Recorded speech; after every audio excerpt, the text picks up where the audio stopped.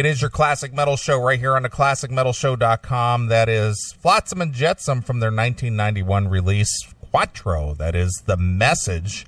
And a guy who always wants to deliver us a message, Chris, is our good friend, our metal correspondent all the way from the deserts of Arizona, our good friend, Eric Braverman. Welcome back to the show, Eric. Oh, my God, thank you for welcoming back. Just here reporting from Riyadh. It's the only tour I could get on, touring with Trump. And let me say something. Chris Aiken and you guys are pretty worried about the whole Muslim thing and everything. And let me say something. These Muslims got it together pretty good. I just went to a McDonald's here in Riyadh after the press conference. Did not know there was a McDonald's in Riyadh. And heaven behold, there's 2 doors at the front of the McDonald's. There's no joke here, Chris or Mr. Neely. I wanted to deliver a message right off, especially for Chris, who I heard was not feeling 100% tonight, so willing to fill in any energy gaps in the next 40 minutes till I collapse. And so we're at the McDonald's here in Riyadh, and right when you walk in, there's 2 doors, and there's one for like me and Wendell, and then there's a door that says family section. Ugh. So when you go to a McDonald's, you don't have to put up with the women and the kids baloney. They're in a mandatory, by law, family section, covered in blankets, and they can't even really even look at us. Now talk some crap about Muslims. Okay, mister? I'm now ready to convert. My mother was Roman Catholic, my father was Jewish, but when I found out about the family section rule in everything, so thank you, Mr. Trump, and coming here to Riyadh where I'll be reporting excellent throughout the night. I'm also babysitting, so I am babysitting. Well, who are you babysitting, or are you sitting on a baby? No, I both. I have a stepdaughter. Why? What? Dad, why is there a lighter in the Nutella? What? Why is there a lighter in the Nutella? I did lose a lighter earlier. The Nutella, I need nourishment, in between the smoking and the drink. You know what? I don't go back in your room. Just go get out. I hate you. Okay. Sorry about that. That's the babysitting part. So, right. Sorry. You dropped a lighter in the Nutella? I guess so. Now I'm looking at it. Looks like more than that in there. It's, what's that? I'm trying to help. I'm trying. All right, so you guys were calling me about the whole Chris Cornell thing, because I know Chris Aiken, who shares a name with Chris Cornell. So right off the bat, they both named Chris. And, yeah, what a tragedy. Is it autoerotic asphyxiation yet, or? So far, they're just saying accidentally choked himself out with a workout band. Because when you're exercising after a gig, yeah, the band. 3 seconds after the gig is over. 4 seconds, 3. You know what's weird? I think it's time that me and you and Mr. Neely and some other guy and maybe another guy or girl formed a band, and then that's the apocalyptic end of all this.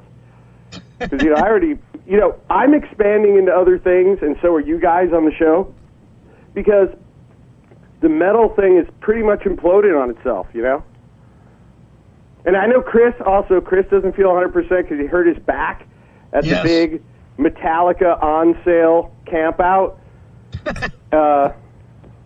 Can't remember where you camped for the on sale, but I'm sorry that happened. We can get all of that. I think that'll be that's another subject too. First time Eric Braverman doesn't go to a Metallica tour show. So get excited for that coming up this summer. Well, Eric, they are in Columbus tonight, and needless to say, I'm here. I wasn't going to pay $160 to see Metallica. No way. I got 50 tickets. EB plus 50. And I live 1 mile from the stadium. Thank you. Live in the shadow of the stadium. Thinking I'm going to stay home and listen to Ride the Lightning. and take that last hit of acid I've been saving for 27 years. Right. Well, Eric. Yeah, sorry. Let's talk about the Chris Cornell story. Yeah, it is incredible. You forwarded me a story today that ended up in. Is it a newspaper or is it an online? No, it's Phoenix, Arizona's biggest newspaper and USA Today owned Arizona Republic and our NBC affiliate website, which is Channel 12, but it's our NBC, put it on their homepage, too, so for all the fun, for the media, for the TMZ, the Talk, the View people, they put it up there for them. And a really weird story is Flotsam and Jetsam, which anything is classic metal, is those kooky dudes, their biggest expenditure in life was this Quattro album, where MCA Records, the former Musicians Cemetery of America, was so frustrated that they never had a metal band ever. They had Elton John, they had Sam Cooke, they had Leonard Skinner, they had probably Oingo Boingo, they had Willie Dixon, but they never had a Pantera or a Metallica. So it was gnawing at them so hard that they spent, get ready, well over $1 million just putting the Quattro album together. And at that time, where they're hoping to have a Metallica, this thing called the grunge movement came on. That was so embarrassing that all the members ever of the grunge movement have killed themselves out of just self-dignity. Well, except for Billy Corrigan. He's not from Seattle. Dude, Seattle, scientifically, because I am here to bring a message and always, educate the people that huffed a lot, that listen to the Classic Metal Show, which I'm sure is like 60% of the show. We all huffed a lot of paint and WD-40 and all that stuff. Some of us still do. Well, the grunge movement came in, and MCA Records like, oh my God, what are we going to do? And the manager of Flotsam and Jetsam at the time, a woman named Jane Hoffman, who was just an idiot, she got together with Silverman, who was his manager, who became his wife, and she had a kid with him. So, by the way, probably bummed that kid out. And they bribed him to come to Arizona and show Flotsam and Jetsam how to write songs while they're on their fourth album being produced by Neil Kernan, who's produced the albums that would be played on the Classic Metal Show. Wow. I take it you don't like that album, Eric? Sure don't, man. And you know what? I wrote more material on that than I have for the Classic Metal Show. Because, I always start, when Wendell calls me, Wendell always gives me a 90-day, you're going to be on in 90 days. And I start taking notes and doing improvisational stuff and, experimental theater and all that to get ready for your show. And this whole thing was so ridiculous. I was writing all the lyrics, right? Mm-hmm. So I'm writing all the lyrics, and then somebody discovers all of a sudden that the Flotsam guys don't know how to write lyrics, so they bring in Steve Earle, the Copperhead Road guy. So it's a big Wendell Neely song. If you guys, some of you know Wendell, but if you saw him, you just think Copperhead Road. So Steve Earle comes in. And Dave Ellefson, remember that guy? Yeah. He's a maniac. So he brings in a song called Date with Hate, and the band was so lazy that me and him wrote the song. So the whole point of having these people come in so my name wouldn't be on the song, Dave Ellefson totally fucked that up. And when they're about to put the song, it is on the reissue of Quattro, but the original Date with Hate song that Dave Ellefson came out to write, I think they paid him $25,000 to come out here and write a song. Back in the day when they spent money on music. Right. Yeah, that happened. And so me and him wrote a song, Date with Hate. If you can get it, kids, or look it up on YouTube, you'll love it. Song about a guy having a sexual relationship with a baseball bat and going out and beating up bigots.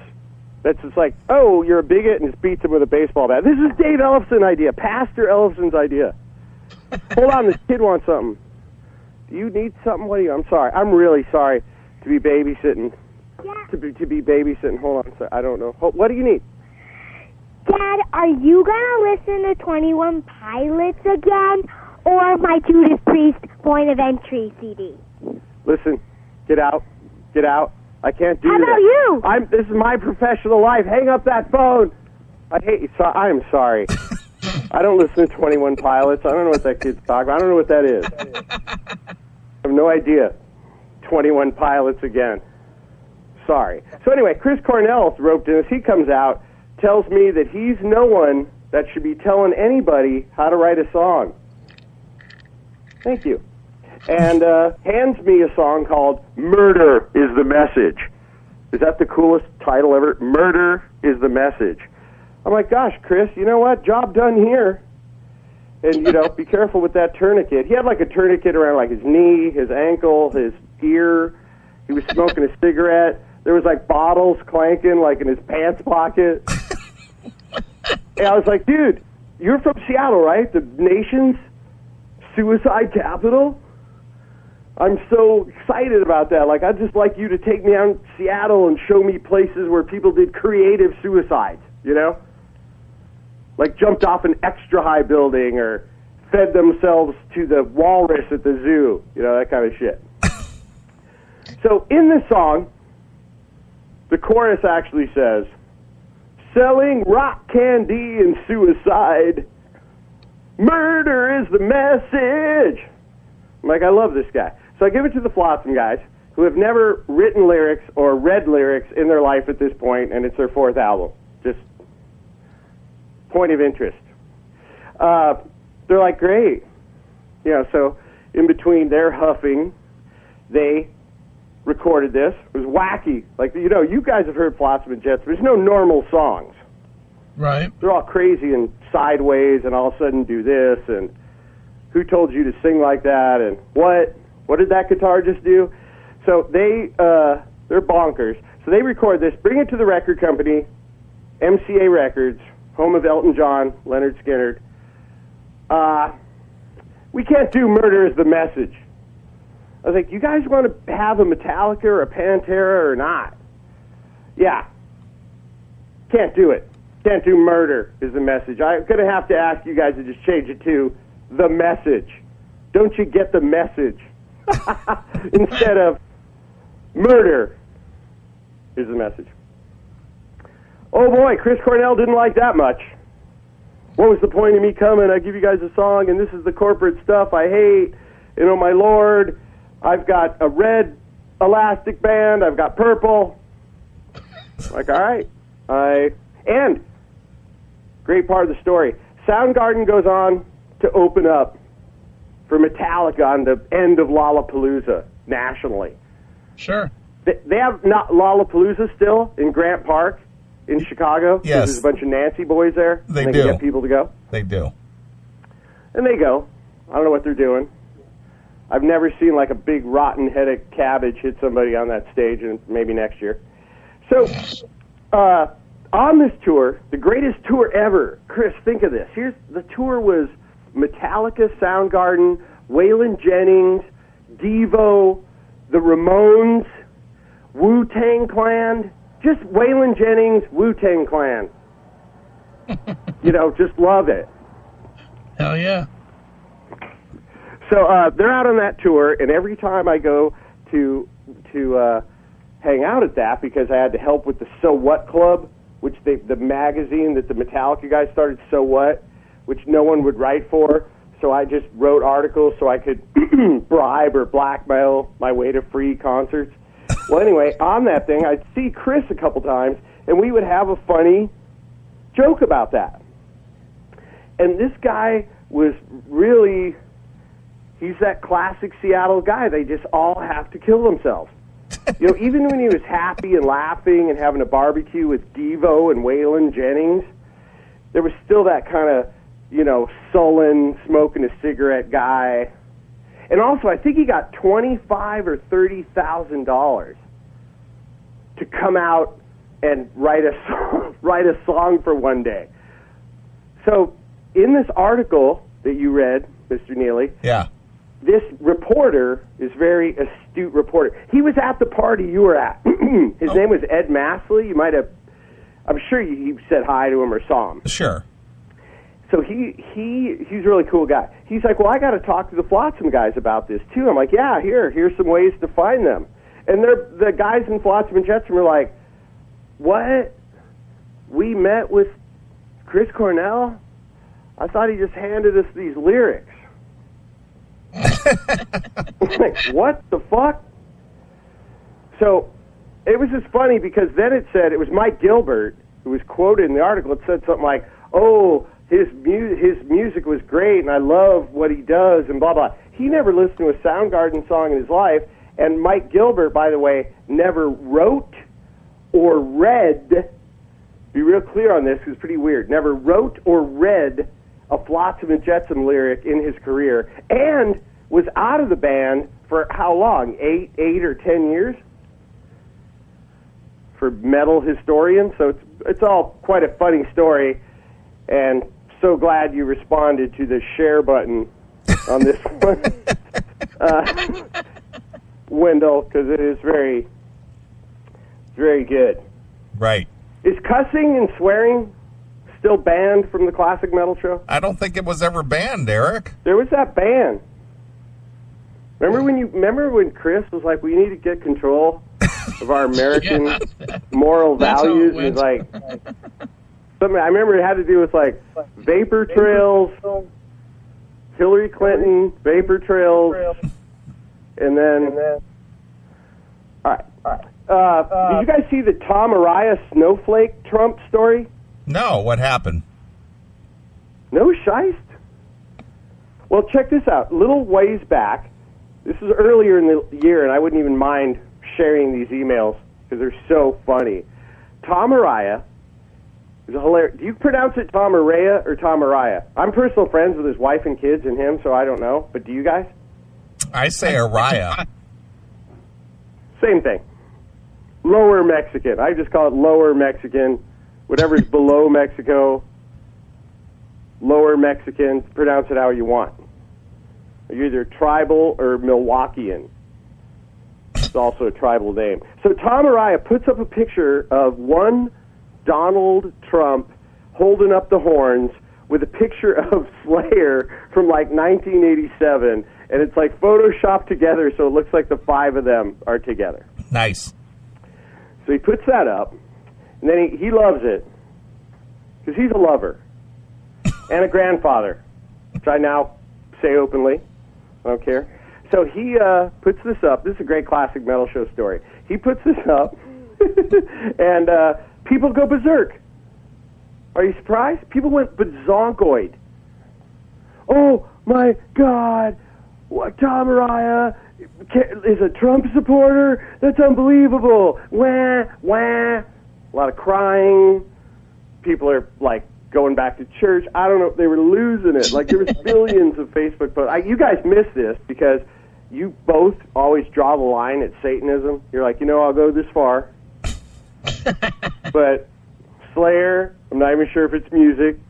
You guys have always been like that. Slayer and AC/DC, we don't really let any of them on the show, right? Or there are only 10 guys not on the show, right? So he puts out this thing. People go berserk. Then Kerry King has to respond, right? Oh, this doesn't represent us. And my first thing comes to mind is, well, the protesters probably haven't heard necrophiliac a bunch of times. Because that would be more offensive. Remember when Tom Araya would say, right before they played necrophiliac, I was at the graveyard last night eating maggots out of the cunts of fucking dead bitches? He totally said that. Just said that on stage. His kids are going to look that up on YouTube the rest of their life. Oh, Grandpa said something about a maggot-eating cunt thing, graveyard. But a picture of Slayer, all with real crazy grimaces and fingers up, with Mr. Trump is horrible. Right. So, Tom's daughter, who's named after the mermaid in The Little Mermaid, and just had a little healthy child, her first child. She is so like emotional. When you have a new child, you're emotional. Well, she thought her dad was getting beat up on social media pretty bad, so she came on to say, "You don't understand my dad. He's not a Trump supporter. He's not this. He's not that." So and he doesn't even know this. She just does it, and the Trumpster. So she puts this out. Then Tom comes back with, "When did you all become a bunch of snowflakes?" and puts that in black and white on the internet. The word snowflake, which, oh my God, that's really offensive.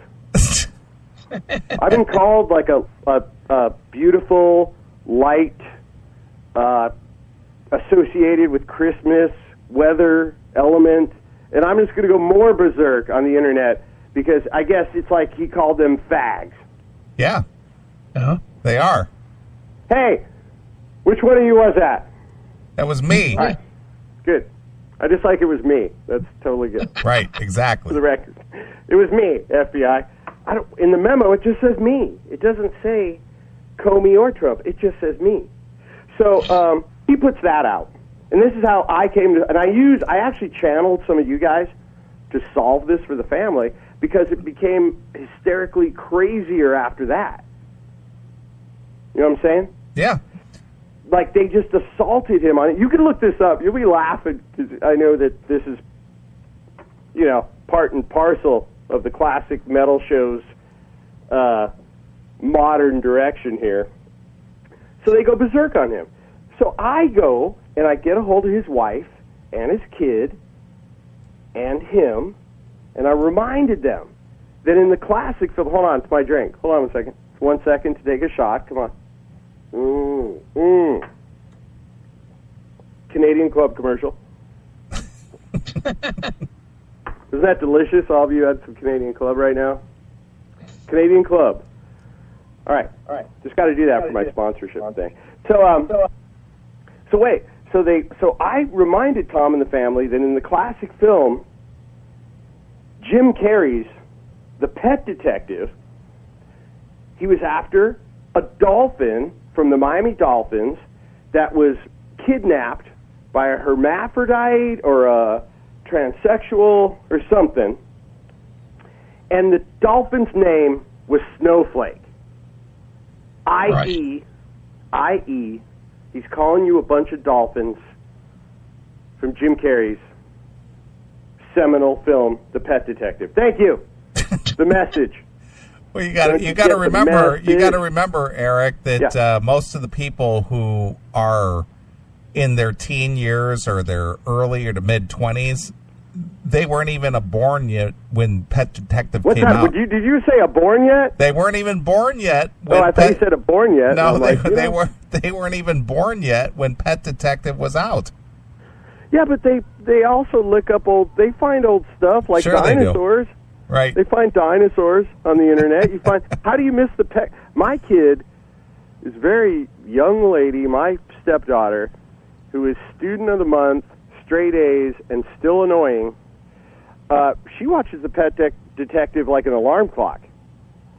Tonight at midnight, Pet Detective. I actually got to check on that kid. Hold on a second. What the heck? What are you doing?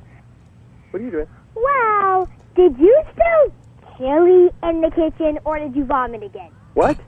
Did you spill chili in the kitchen, or did you vomit again?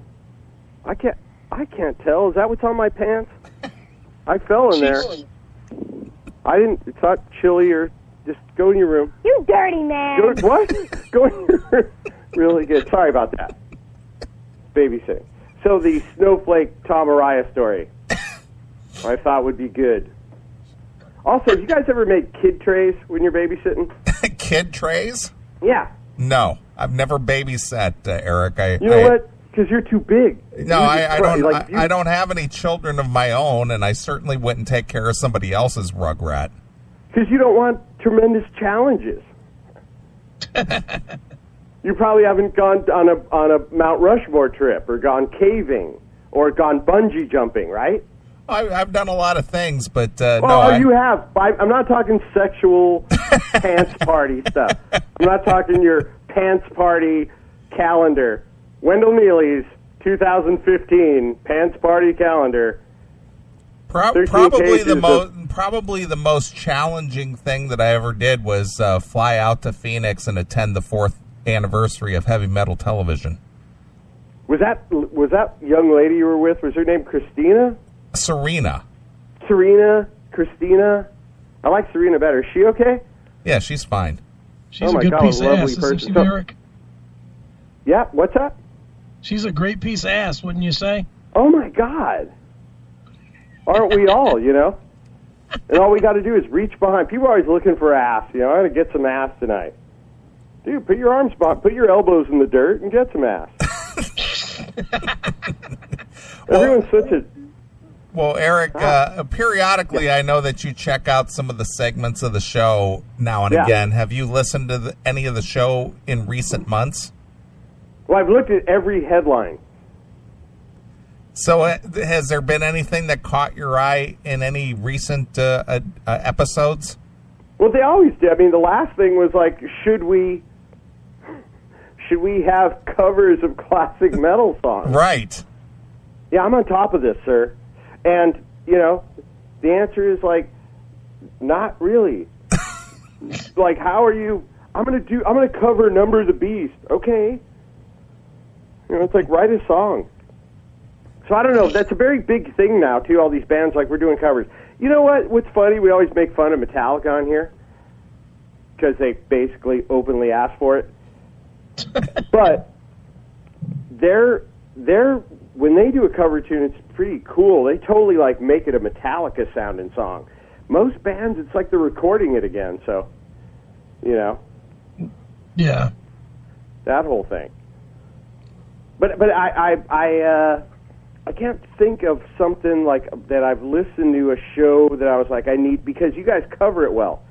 You know, I was more wondering, you know, to help the people, you know, hey, does Congress and the Senate get health care that we pay for? Yes, they do. No, seriously. It's no They joke do. here. I could put this on my YouTube channel. Congress and Senate, they get health care that we pay for, and someone told me they get it for life. That is true. Then why don't they just give that to us? And then there's nothing really to talk about. Why would they get that? Why would you feed the peons, Eric? Just be, you know, Soylent Green. We say we keep them healthy, and then we need them to build, like, you know, motorcycle jumping ramps. We just throw a bunch of people under there, or we need to eat them. We're ready to use them, or army stuff. So, you know, I don't even know what peon means anymore, actually. Like, is Bill Cosby a peon? Is he a $500 million peon? Probably at this point. So, I'm not, you know, all I know is I'm on a rock flying through outer space at 20,000 miles an hour, and nobody on the rock has ever figured anything out. I mean, Brian Johnson, remember him? Yes. That little guy treated me, another ego booster. Eric Braverman ego booster. You saw Brian Johnson stop and talk to me? You know, I would like milk that for like 2 years. You know, I'd be like at the grocery store and shit. You saw Brian Johnson stop and talk to me in the hallway. He spent 4 seconds with me. You all saw it. All right, so he just did a show with Paul Rogers and Robert Plant the other night. Did you guys go to that? Did you guys go to it? No, didn't go to it, but Figure you guys went to it. So he can go do that, but he can't go sing with the best monitor system in the world. Well, apparently not. Done. I'm actually kind of bitter at this point. How about Anthrax? Did you see them? You know that I got unlimited Nickelback tickets. If you want to come to my Nickelback party, I'm having a Nickelback Live Nation party here in Phoenix. You just look up that date. Any classic metal show fan that wants to come to Nickelback, 100% free, in Phoenix, Arizona. You'll probably be about 111 degrees out. It's free. Well, I'm sure our friend Tim James from Australia will make the trip over. I will. Tim can stay at my house. I will take him to the local fine Mexican restaurant, and he could bring two, whatever sex trafficking website he uses when he comes here. He can bring them. Unlimited. It's a Classic Metal Show exclusive giveaway. Never done this on the show. Never said, hey, if you want to bring the Brady Bunch and the Jackson 5 and like the Jeffersons and the cast of Gilligan's Island, Living or Dead, and any American Idol participant and your neighbors and all the people that work at the convenience store with you, unlimited Nickelback tickets. Thank you. Sure. All right, Look hold at the two date. for me, Eric. Phoenix, Arizona. Nickelback. Phoenix. No joke here. You know, I don't come here to make jokes. Your time's too valuable. And certainly mine's worth half that. So, straight up, anyone. Hold on to two of those tickets for me, Eric. I'm in. Dude. All right, Chris. I'm going to get the air mattresses out right now. Well, They're Eric, out on the lawn. It's not for my house. It's for the lawn out there. There's like a beautiful lawn. You can just lay on this beautiful lawn. I know the general manager of the facility, Live Nation, and Nickelback. This is how sickly desperate Nickelback is. Classic Metal Show fans. And also, I don't know if somebody wants, I'll take a call tonight if somebody's got a question about philosophy or interplanetary workings. I do have a question for you, Eric, and I was thinking Is this about the Nickelback promotion or not? 'Cause that's where we are right now. Well, I am not a fan of Nickelback, so You're such a liar. I will not be attending. What? Yeah, I am not a fan. What about me and you? Check it out. I know a food bank down the street, and they never give all the food away. Some other liberal conspiracy, like, how can the food bank tell me I can have food? It's incredible. I got like 100 tomatoes today. So we take the 100 tomatoes from the food bank that is overflowing, and we take it to the lawn at the pavilion 1.5 miles from my house. So all the campers could come back for it. I'm serious. Classic Metal Show Summer Spectacular is a place to stay. I've got hoses if someone needs to be hosed off. I've got an outside toilet. I have an inside toilet. I got a snake. I got a tarantula. I got a monitor. I got a dangerous turtle. How many people can even say the words dangerous turtle? All right, so what's your question before we get back to the Nickelback 2017 Classic Metal Show, Heavy Metal Television Extravaganza. Free. What's the question? The question is, and since we were talking about, one of the reasons that prompted my call to you tonight, not only because of the, Chris Cornell, but I want to get your overall view of these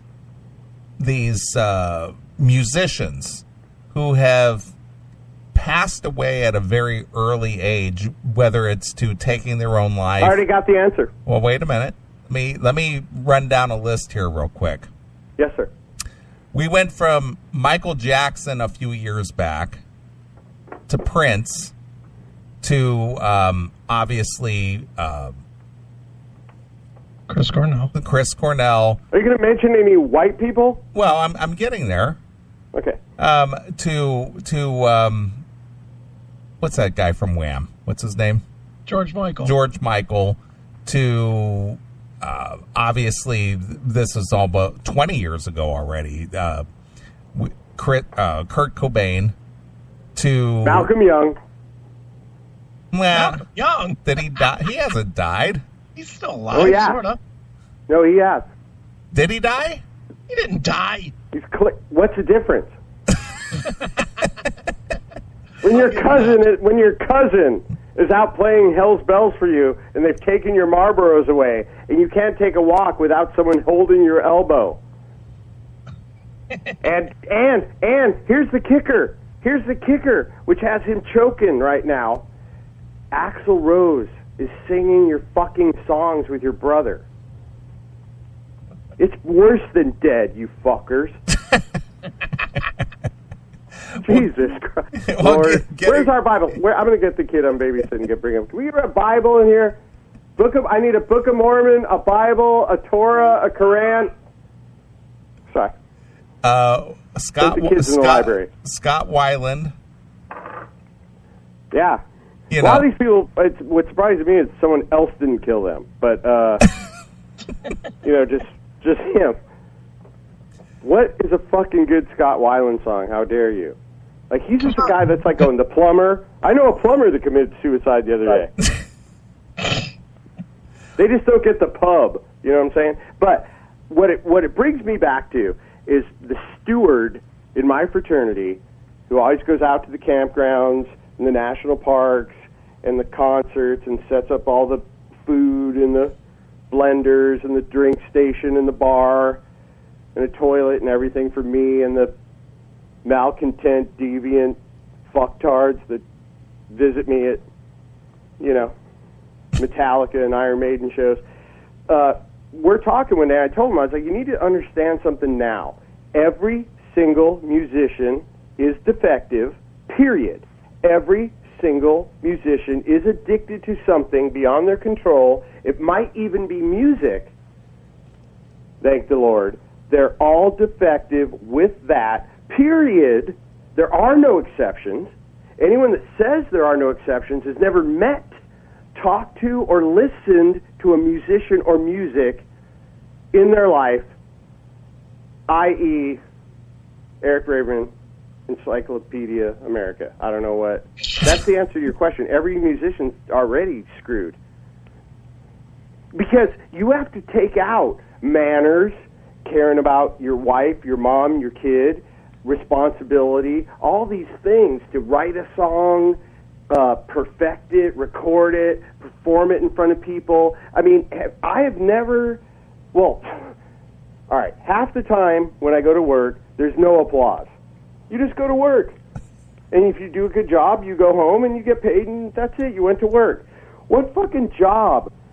Like, you go to McDonald's, who has a family section in Riyadh, Saudi Arabia, and should everywhere. I think the McDonald's should just do the family section in every McDonald's, just not Muslim McDonald's. So anyway, those guys even, they perfect something. That's it. Musicians, they just can write a song and perform it. They can't make a hamburger. I'm sorry. So name a musician has their shit together. Right. So basically, my question is aside from the fact that they get applause for doing their job, right? What do you attribute to the early demise? Whether it's by their own hand or obviously George Michael, I guess you could call that by his own hand because of his addiction, as you put it. That basically took him out. Or Prince, who's had an addiction, that took him out. Michael Jackson. He had some strange quirks about him, and his addiction took him out. All these guys. Elvis Presley, 42 years old, dead. These guys didn't make it till they were 55 years old. I mean, aren't they they're self-fulfilling prophecies? These guys they're rock and rollers with one foot in the grave, just like it says in Apocalypse Now. They're done. They're dead and buried before they know. They just gave up everything they sold their souls to rock and roll. Hold on a second, baby. What? The social workers are at the door for my wellness check. Come on. What? The social workers are at the door for my wellness check. All right, hold on. The social workers are at the door for the kids' wellness check. All right. So I don't know how to answer your question other than in those simple terms. They're all fucked up. I mean, there's only like two. You can name like 2 or 3 people that aren't messed up. It's like Tom Araya and Lars Ulrich. I'd like to say Dave Ellefson, but there's through so much that he had to become a pastor. Like, I've never met anyone who's so fucked up that they had to become a pastor. See, man, like, that's like, how much do you get fucked up?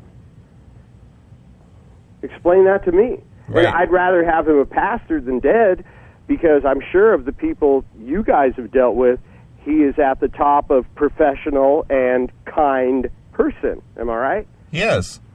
Hmm? Yeah, and he needs that. He needs to anchor himself so hard, become a Lutheran pastor. So, it's a very weird subject and a very interesting question you asked, but I've never met a musician. Remember that flute on H.R. Pufnstuf? Yeah. Like, all of them. Like, they're all messed up. The flute. Look at the Beatles, man. The Beatles, like, you know, they couldn't keep a pair of shoes together. Did you just compare the Beatles to the flute on H.R. Pufnstuf? Yeah. Well, of course, Sid and Marty Krofft and all their puppets are one step above the Beatles. I mean, I've never listened to a Beatles album all the way through. Thank you very much, fans. Classic Metal Show fans, I'm your guy. Never listened to a Beatles album all the way through. At one point, I'm like, dude, fuck, all right. Happy for you. Right. Well, Eric, on another subject here, what's going on with heavy metal television? Anything? Wait. Before that, I have one question for you Okay. that I put on. During the NAMM show, Yes. Sure. I missed 99% of it. I was out at restaurants and stuff and saying no to the end of the cocaine enthusiasm of the NAMM show. And there was a thing called the Heavy Metal History Hall of Fame. Yes. Eddie Trunk hosted that, didn't he? I guess you could call it that. Yeah. You basically. Did you guys ever look back at that and could there ever be like a metal museum or even an online heavy metal hall of fame? Who would have to do it to make it legit? I mean, the guy that did this, a guy named Pat, who worked for some drummers union in New York, made a jackass out of himself through the whole thing. And if you look at it all and who they gave awards to and this and that, it's like, should there ever be anything? Did you guys look at that? Did this guy even reach out to you guys? No. Oh, so he reached out to me and then blew me off and wasted my time, but he wouldn't blow you guys off and waste any of your time? Unfortunately, we did not have the pleasure. I'm pretty mad right now. I'm kind of getting more mad. But anyway, it's pretty interesting that we can't, you know. So heavy metal television, your question, is fine and good. We have a good time with it. The problem is Century Media, Nuclear Blast Records, Megaforce Records, etc., etc., etc. So we're actually building other networks now, and we're going to keep heavy metal television running for people that appreciate it and new bands looking for somewhere to go where someone will say yes, or at least listen to their music and critique it somehow. And, you know, that's that. I mean, we're in our fifth year. It's almost like a reflexive, we just do it. But we are moving on to other things, kind of like you guys have in your subject matter, because the industry itself, I'm not even talking about the fans. The fans are great, and there's a lot of bands that are great, old bands that we know, you know, like Striper or Dokken or someone that we could fucking call, or Prong, and they'll act like normal human beings. And there's young bands that want somewhere to go. But because of these record companies, which I think is the biggest culprit of it, actually, they've just flooded the market with bullshit. They all suck. That Frontiers label that has a ton of classic metal bands on it, that where we started even talking about Veronica Freeman, Right. who just sent me a nice email, by the way. I don't know when the last time you guys heard from her, but these entities like Frontiers Music, when they put out a CD, wouldn't you think that you guys, do they send you or personally contact you guys to set up an interview or a spot on the Classic Metal Show for every other release they do? No. Yeah, they do. Yes, Do they? do. Oh, well, Chris fields all that Okay, well, stuff. then good. Then they're good. But, I mean, these labels, like Frontiers, we must have tried to deal with them like 75 times. And we're just like, ah!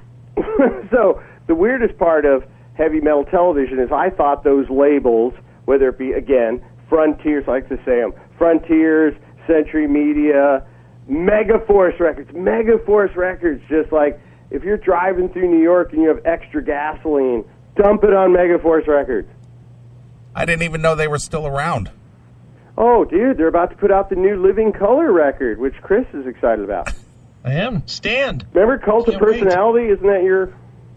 I Cult love of Living Color. Not Cult of Personality. The Cult of Personality. The Cult of Personality. Yeah, fuck you, Megaforce Records, you motherfucking bitches. They put out things like Anthrax, some of Dave Ellefson's recordings. They have a catalog. They have a completely incompetent head person named Missy Colazzo. You ever heard of her? Yep. Oh, my God. I threw up in my mouth a little bit just from saying, I didn't even get to Missy. I was just at Miss, and bile was coming up. Anthrax's manager, Tom Marr, the other day told me she wasn't my friend. Did you I'll believe let him? you know. That was their funny thing about the Nickelback thing. Couldn't get somebody into Anthrax, but I got getting 50 people in Metallica. Anthrax 0, Metallica 50, Slayer 50, Iron Maiden 66. How kind is that and thoughtful? EB plus 66. Totally fair. Anthrax, called me after the show and apologized. Hey, and we have the same accountants. It's hard to send a message, and because they were really upset, and they were playing Las Vegas the next day, and were really excited about going to Las Vegas, and and it's like, God, just say they're scared, and they suck. God. I don't know. I think Scott Ian, to let you guys know, when was the last time Scott Ian was on your show? 2005. You know why? Because he's busy stacking penises up in his mouth like a log cabin. So imagine like a Fort Apache log cabin kind of thing, but made out of penises, and a guy doing that in his fucking mouth. I'm sorry, that was just being fair and cool, you know. Rock on the Range, we're all going to Columbus. Nice. There's anything. Rock on the Range, devoid of rock. How cool is that? Devoid. I think other than Lars and a couple of his friends, I don't think there was any other rock on the Range. Was there?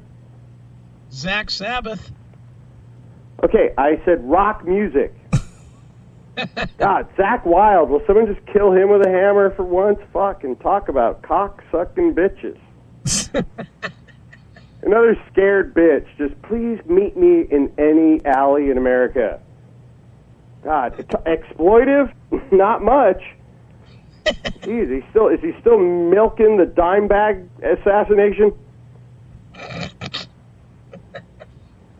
Probably got a new shirt or a new vest, a new smelly vest. Also, Zach Wilde, thank you for mentioning him.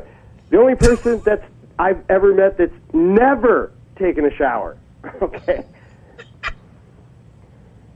You ever interviewed him? I've heard that, Eric. I've been you've told, heard that? Been told that by two different people about the smell. Who?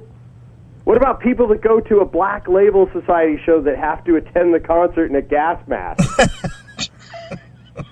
Have you ever been to a concert in a gas? It's totally uncomfortable. And when you're headbanging with the elastic shit and then the eye cover shit, and you're wearing a gas mask because this fucking whore won't take a shower while he's sucking.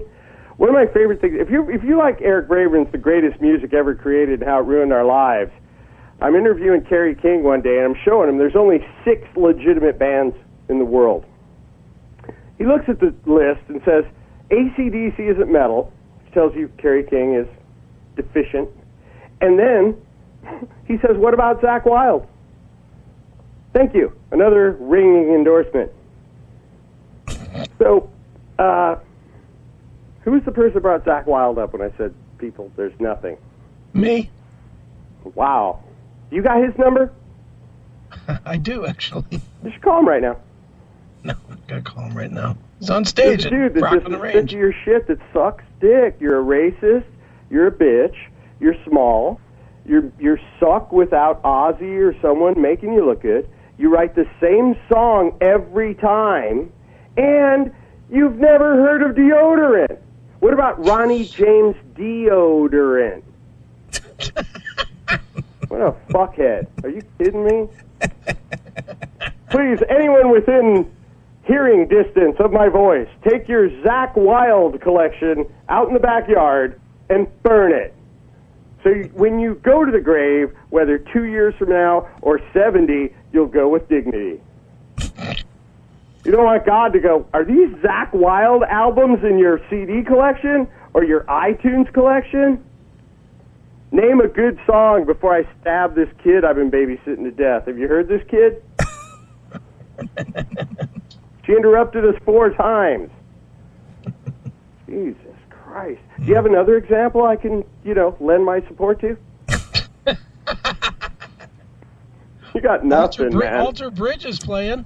You know what? That's better. They're trying. Mr. Tremonti at least tries and doesn't smell bad all the time and gets a haircut. Nice gentleman. Don't got no bitch about Tremonti. I'm not going to his concert. Got no bitch about him. We play Tremonti on heavy metal television anytime somebody asks, no questions asked.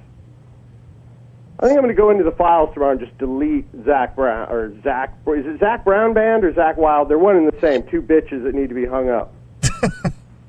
I don't know. Maybe Zach Wilde should call Zach Brown, because he hasn't whored himself out to that yet, has he? He does do some country stuff. Listen, dude. Call Zach Wilde tomorrow and tell him anytime, any place, anywhere. I'll take out my ukulele and jam him to the fucking ground. Matter of fact, I could take a bone out of my dog's nest and tie a fishing line to it and jam him to the fucking ground. Wow. Disgusted by that reply by you. You had such a good show tonight and your back doesn't feel good. You tell me. I have a personal relationship with Zach, not a professional one. There's no difference to me. In my life, they're the same. Welcome to the Haunted Mansion. Thank you. Or the Pirates of the Caribbean. Got to keep. What do the kids call it? What the young kids with the afros back in the day call it? Keep it real. Yeah, keeping it real. Keeping it real. Kids in it. So I'm sorry. When Neely gets back in the bathroom, he'll have something to say. All right. I'm here. All right, Eric. Well, you got Good night. Best of luck to you. Good night, everybody. Rock and roll forever. do you have anything else for the fans, Eric? Yes. At the end of Bad News Bears, the Walter Matthau Tatum O'Neal Classic, go get it from the library. You probably can't get it at Redbox. Young people, you can't get it at Redbox or probably Amazon.com, but go get the Bad News Bears, not the Billy Bob Thornton version. No, the one with Jody, what's her face? No, Walter Matthau. And yeah, probably that guy. And then Tatum O'Neal. At the end of the thing, when they win or they come in second in the championship, they come in second in the Little League, not even first, Walter Matthau gives all the 10-year-olds a beer. Drink it. Is that what you're going to do to your babysitter, your kid over there? You're going to give her a beer? I was actually going to do a belt test on this kid. Because after the Student of the Month and the A+, and then the middle finger all tied together, so I'm going to take out different belts by tire. I got an old picnic table in the backyard. I tire that and beat the living shit out of this kid before I have a couple drinks to watch Katy Perry and The Rock on Saturday Night Live. But remember, and we're all Muslims now, right? We agree on the Muslim thing? We do. When you have a McDonald's, there should be a family section where the women and the kids can't look at us while we enjoy the Big Mac. Or we at least all agree on that. Right. As long as the meat's halal. As long as what? As long as the meat is halal or whatever that is. You know, you're more into this is what I'm saying. You're more into the Muslim thing from me. I'm from Arizona. There's no Muslims. You're from Ohio. It's like it's like crawling with Muslims. So when you're at the mosque tomorrow, and and what's cool is when you get off the prayer blanket, you're like, dude, McDonald's, I'm buying. And then you tell all the people, we need to get the Muslim McDonald's here in Ohio, and then maybe that could spread to Illinois, Michigan, Missouri, Arkansas, Texas, Oklahoma, and then can get here, Chris, if you'll help me, and then, you know, I'll be able to go into McDonald's where the kids and the women have to sit in another section and not look at us. That's what we've learned tonight. God, I just hope right now, and you know right now, Donald Trump's eating a Big Mac and some McNuggets and a milkshake. He's not eating that state dinner. He's not eating couscous and, like, goat neck and whatever those Saudi motherfuckers. Where do we... God, Saudi Arabia. If I was testing nuclear weapons, that would be my first spot. All right. So, I'm sorry for my liberal views and my liberal hippie views again. Thank you, Classic Metal Show fans. Without you, there's no Iron Maiden, there's no Judas Priest, there's no Lars, there's no Wendell. Chris has to write a cooking book or a recipe book. Without you guys, there's nothing. So just thank you again, always, to the Classic Metal Show listeners. And as far as you two, are your closest loved ones basically doing okay, Wendell and Chris? I mean... Everybody's good. Everyone's all right, well. Then fuck off. All right. Well, call me next time. All right, Eric, I'll let you pick a Judas Priest tune to take us out of the interview. Oh, a Judas Priest tune? That's totally weird. Because right now, you know, anytime when I do like a radio show, it's like a side thing. When I do a radio show or anything, sometimes I kind of get hard, you know, at the end. And when I go in the other room to relieve myself with the lotion or the lanolins or the staff members that help, I usually think of Rob Halford. It's like weird. You just hit it on the head again. It's like, you know what? I'm just going to say this to the fans at the end, and you just hang up on me. Let's all join forces, rule with an iron hand, and prove to all the world metal rules the land. We're heavy duty. So come on, let's tell the world we are defenders of the faith. Classic Metal Show. We're heavy duty. Thank you, heavy metal fans everywhere. Chris, I hope you feel better. And Wendell, you call me anytime. Okay. Come on. Let's tell the world. Best of luck to everybody. Thank you so much. Or play any Judas Priest song. Oh, heavy duty it is. Woo! All right, Eric. It's always a Thanks pleasure. for helping with the babysitting. Here it is. It's heavy duty. Judas Priest. Thanks, Eric. Hey, also. Yeah, go ahead. No, you should, if you could for once, just put up a YouTube video that goes, EB solves world problems or something. That's what I'll name this. YouTube That's what I'll name this segment. How's that?